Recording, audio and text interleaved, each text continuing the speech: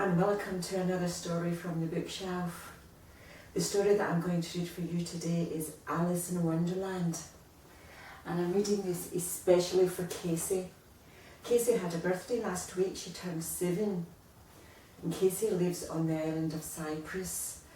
What a wonderful place to live. You're such a lucky girl, Casey. It must be like being on holiday every single day. So, shall we begin Alice in Wonderland? Are you ready?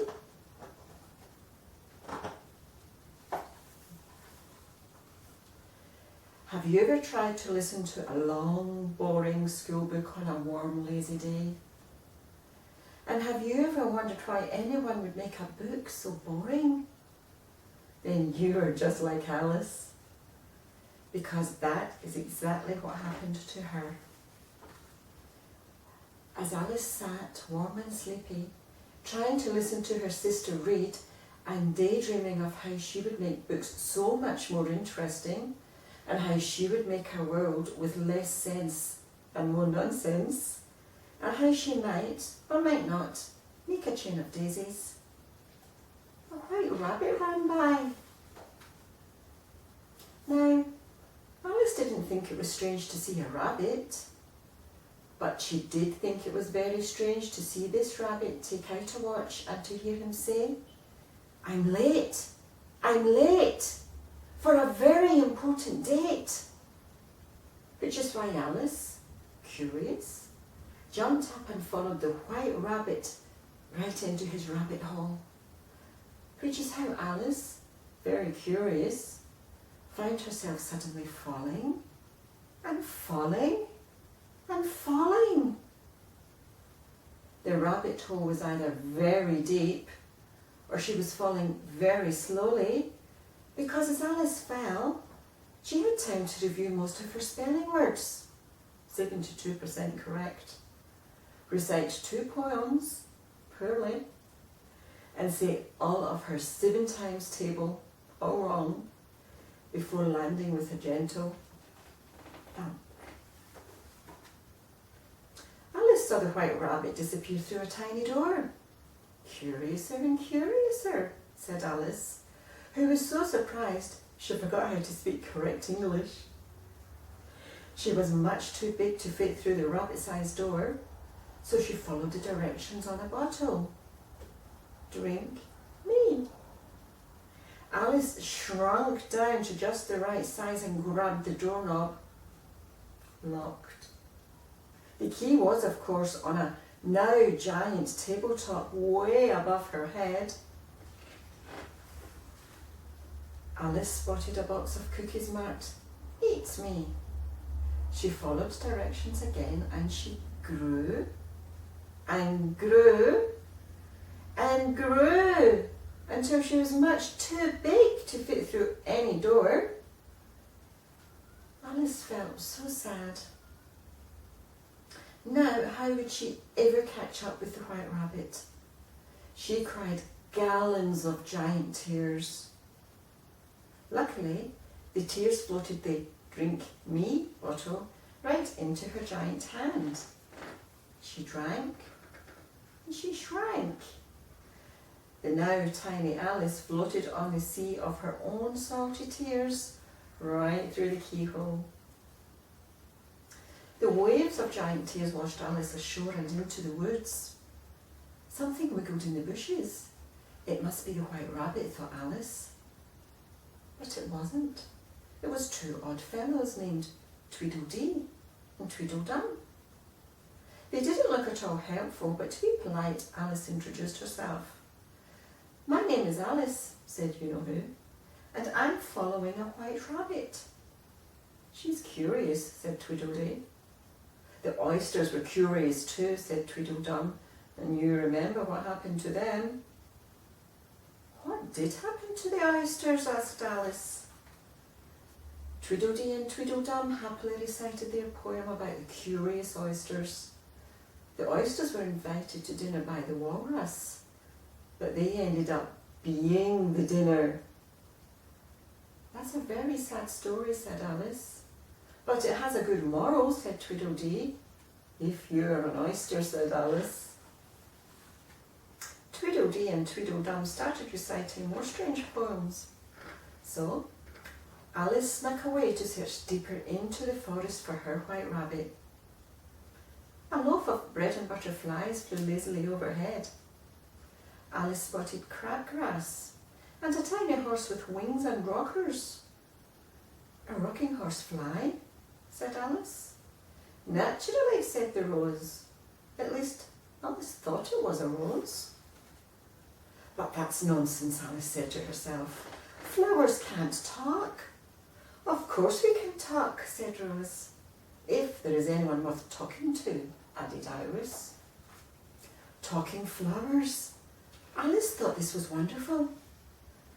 But have you ever had something you always thought was going to be wonderful turn out to be not so wonderful? Then you will know what happened to Alice next. The flowers talked. The flowers sang. Then the flowers started asking questions. What kind of garden do you come from? What species are you? Then the flowers started yelling, she's a weed! And the nasty flowers chased Alice out of their garden. Alice ran and ran until she was right back where she started, lost. Alice was just beginning to worry when she saw a toothy smile floating in a tree. The smile turned into a Cheshire cat and said, if you'd really like to know, he went that way. Who did? Asked Alice. The white rabbit, said the cat. He did? He did what? Went that way. Who did? The white rabbit, said Alice. What rabbit? Asked the grinning cat. Oh, said Alice. Though, if I were looking for a white rabbit, said the cat, I'd ask the Mad Hatter. But I don't want to go among mad people, said Alice. Oh, you can't help that. Most everyone is mad here. The Cheshire cat laughed. Then he disappeared. Alice found a Mad Hatter and the March Hare having a tea party to celebrate their unbirthdays. The Mad Hatter sang, now statistics prove that you've one birthday, but there are 364 unbirthdays. Why, today's my unbirthday too, said Alice. The Mad Hatter and March Hare cheered. They poured more tea everywhere. A little sleeping dormouse woke up and joined the celebrations by reciting a poem that sounded almost familiar, but not quite right. Twinkle, twinkle, little bat, how I wonder what you're at. Up above the world you fly, like a tea tray in the sky. The dormouse fell back asleep.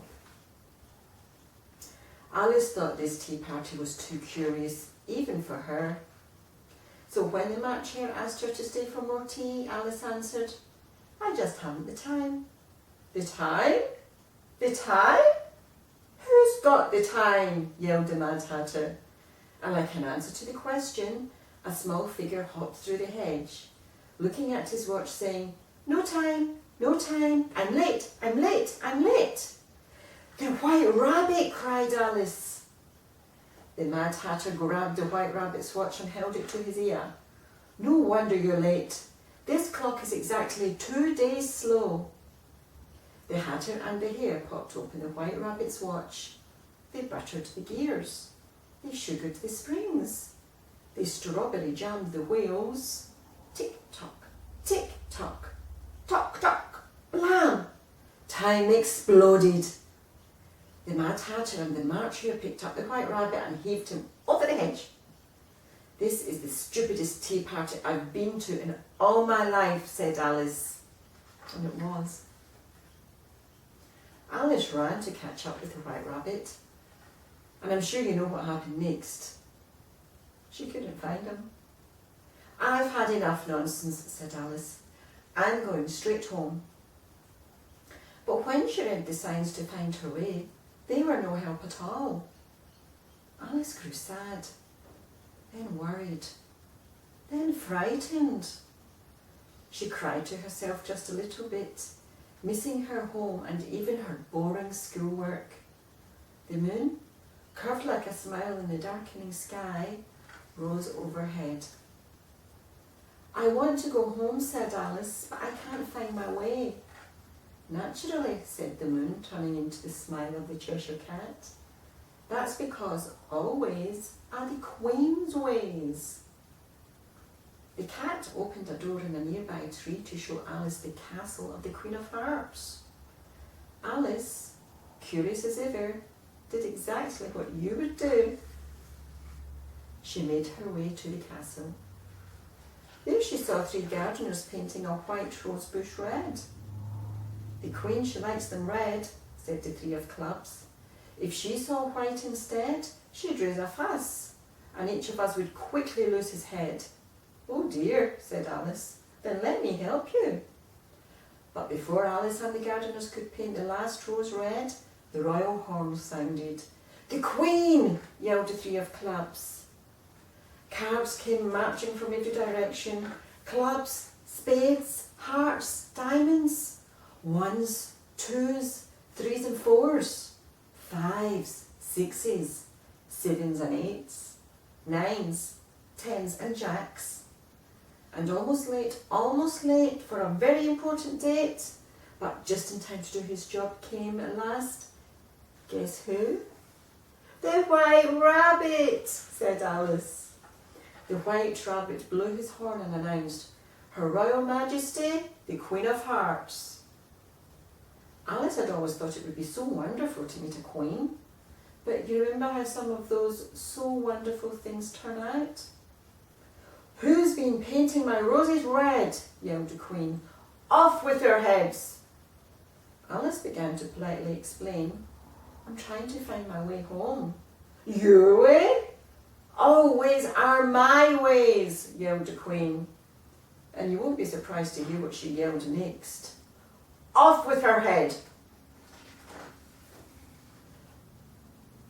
The cards swarmed Alice. Alice didn't think she should be afraid of a deck of cards, but she was rather attached to her head. Alice saw the White Rabbit run, so Alice ran too. Alice ran back through the hedges, back past the Mad Hatter and March Hare, back past Tweedledee and Tweedledum. Off with her head, yelled the Queen of Hearts. Alice found the tiny door, locked. I simply must get out, said Alice. But you are out, said the door. Alice looked through the keyhole. The door was right. She was outside, fast asleep, dreaming under a tree on a warm, lazy day. The angry cards and their mean queen charged. Alice, please wake up, Alice called to herself. Alice, please wake up, Alice heard her sister call. And suddenly, Alice was awake, outside, and no longer in her Wonderland. Alice tried to tell her sister all about the Mad Hatter and the unbirthdays and the Cheshire Cat and the Queen of Hearts and especially the White Rabbit. But you know how it is with some people. Sometimes they get too grown up to understand. Come along, said Alice's sister. It's time for tea. Alice thought about her Wonderland and her White Rabbit. She decided she would remember them for all time, no matter how grown up she might ever be. And then she went for tea. And that is the end of Alice in Wonderland. I hope you enjoyed that story, Casey. Join me the next time we take a book from the bookshelf and read another story. Until then, you be good. And if you can't be good, just make sure you don't get caught. Bye. See ya.